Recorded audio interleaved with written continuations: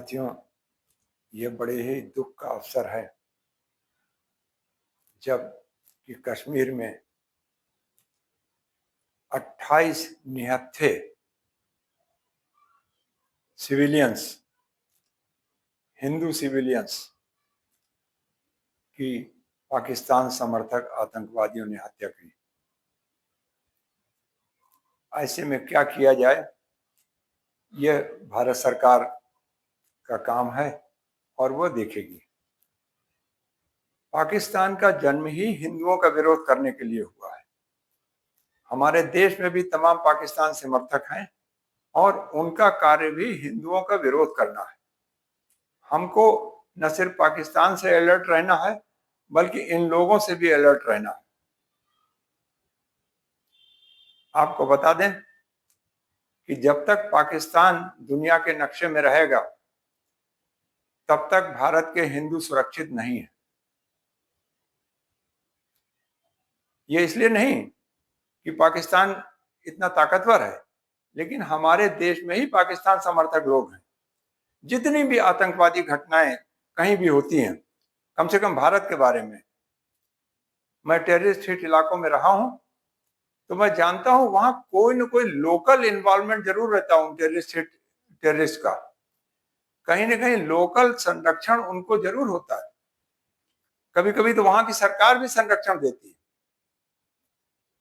खैर, अब ये तो सब भारत सरकार देखेगी कि क्या होगा और क्या नहीं होगा।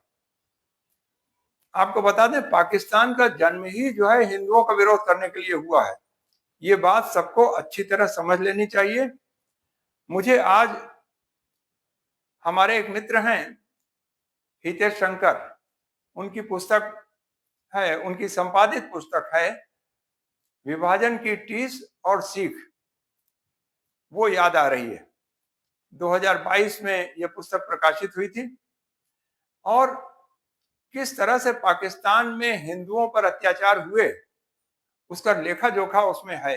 आज तो उस पीढ़ी के तमाम लोग बचे ही नहीं हैं, लेकिन जो बचे हैं उनसे इंटरव्यू लेकर के यह पुस्तक लिखी गई।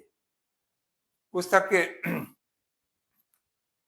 पेज नंबर 48-49 पर प्रेमनाथ रावल, जो कि मुल्तान पाकिस्तान से थे, उन्होंने लिखा कि देश के जब विभाजन के समय वो 8 वर्ष के थे, उनके घर पर हमला हुआ तो उनकी बेटियों के साथ, उनके घर पर हमला का मतलब उनकी मौसी के घर पर हमला हुआ।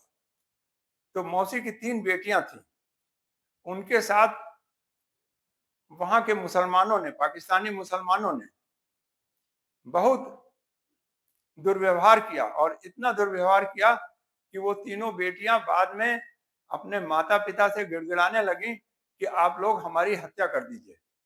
माता पिता ने बहुत समझाया कि ये सब नहीं है और सब ठीक हो जाएगा, लेकिन इसके बाद वो तीनों पड़ोस के एक कुएं में जाकर कूद गईं और मर गईं।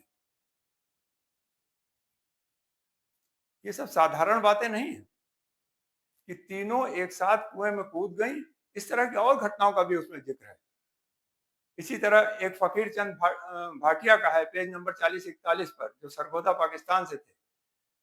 उन्होंने कहा कि हम लोगों को घर से निकालकर पाकिस्तानी मुसलमानों ने हमारे घरों पे कब्जा कर लिया। हम लोग रोते हुए गांव से निकल गए और हमारी जवान लड़कियों को, महिलाओं को उन्होंने अपने पास रख लिया। तो आपको हम बता दें कि सभी हिंदुओं को अलर्ट हो जाना चाहिए। इस तरह के पाकिस्तानियों से ही नहीं, बल्कि पाकिस्तान समर्थक भारतीयों से भी, वो चाहे हिंदू हो या कोई भी हो। इसमें जिस तरह से पूरा देश शोकाकुल है, उसी तरह से मैं भी शोक में हूं। और आगे मैं क्या कहूं।